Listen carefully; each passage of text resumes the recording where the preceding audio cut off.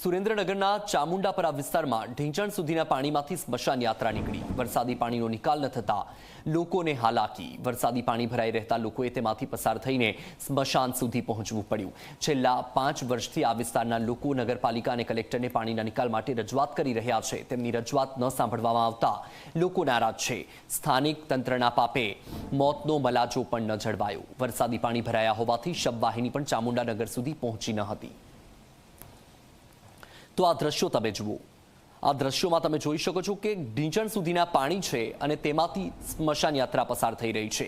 સુરેન્દ્રનગરના આ દ્રશ્યો છે ચામુંડાપરા વિસ્તારના, કે જ્યાં ઢીંચણ સુધીના પાણીમાંથી સ્મશાન યાત્રા નીકળી।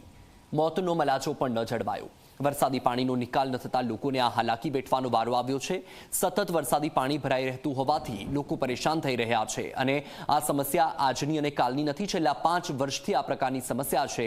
આ વિસ્તારના લોકોએ અનેક વખત રજૂઆત પણ કરી છે। સ્થાનિક લોકો રોષ ઠાલવી રહ્યા છે કે નગરપાલિકા અને કલેક્ટરને પાણીના નિકાલ માટે રજૂઆત કરી છતાં પણ કોઈ રજૂઆત સાંભળતું નથી। વધુ માહિતી મેળવીએ સંવાદદાતા મયુર પાસેથી। મયુર, ખૂબ જ શરમજનક આ દ્રશ્યો કહેવાય, કારણ કે મોતનો મલાજો પણ જળવાયો નથી।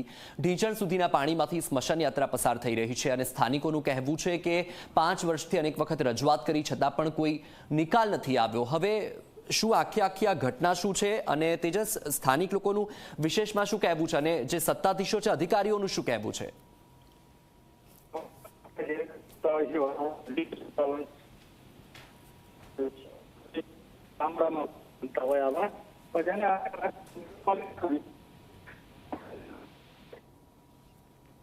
તો ટેકનિકલ ઇશ્યુના કારણે સંપર્ક કપાયો છે। ફરીથી આપણે પ્રયત્ન કરીશું। આ દ્રશ્યો તમે જુઓ, સુરેન્દ્રનગરના આ દ્રશ્યો છે કે જ્યાં ઢીંચણ સુધીના પાણીમાંથી સ્મશાન યાત્રા પસાર કરવી પડી રહી છે।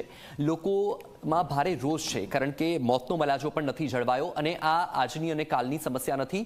5 વર્ષથી આ સમસ્યાથી લોકો ઝઝૂમી રહ્યા છે।